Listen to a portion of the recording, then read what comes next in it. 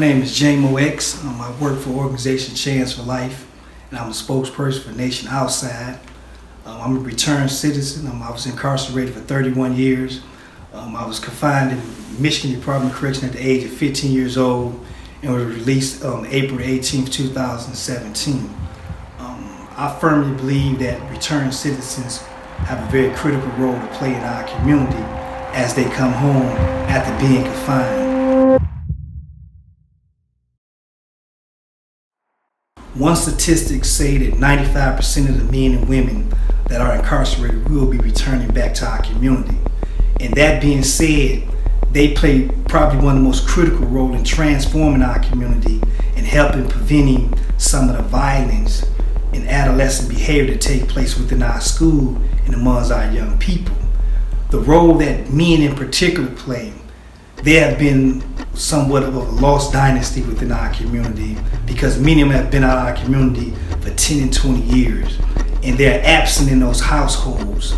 And you have children growing up never really knowing their fathers, brothers, uncles, grandfathers. So the absence of these men within our children's life plays a critical role. As a society, we wonder why, particularly in the urban community, why our children are so aggressive, depressing. The suicide rate is going high amongst African American young men and women. And it's the root of it is having family members, in particular men and women that are incarcerated that were one time the icons of their families and their communities. And for whatever reason, these men and women chose the path of crime or were sent to prison being innocent. Their absence have played a critical role in what's taking place within our community.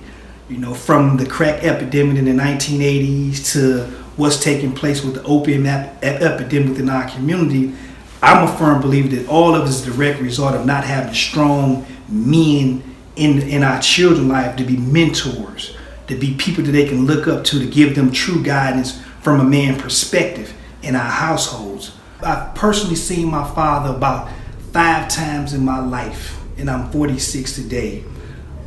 Even though I knew of my father still held a special place in my heart because he was a man, he was a myth.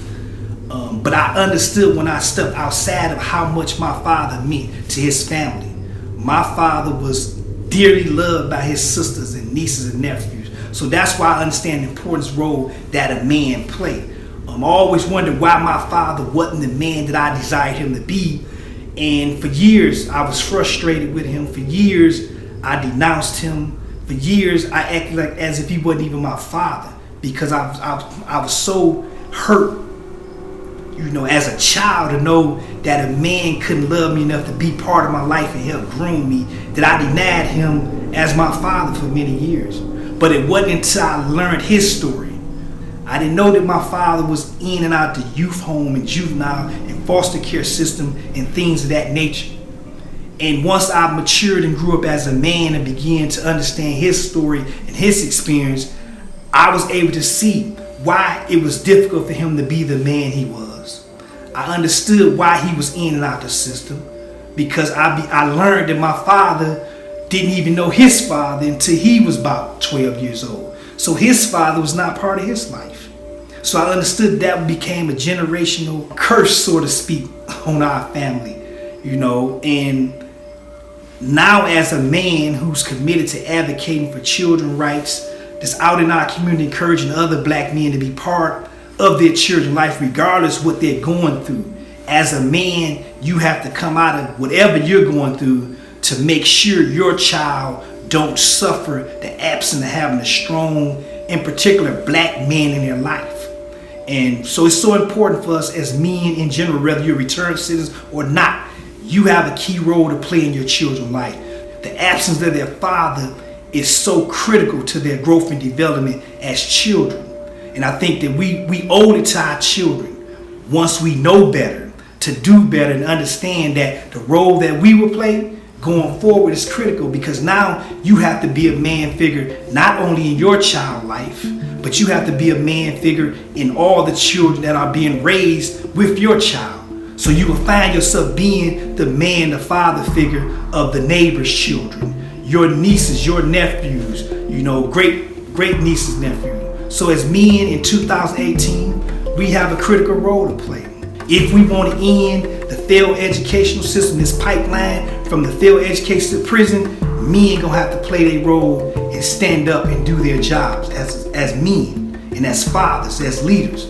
So I think it's so critical that we step up, to end what's taking place, because I believe that is the root of many of the problems that's taking place in our households and in our community. The absence of having strong men within our households and families. Young people don't grow up and want to be in gangs. They grow up to be part of gangs because it's something missing. They're missing family.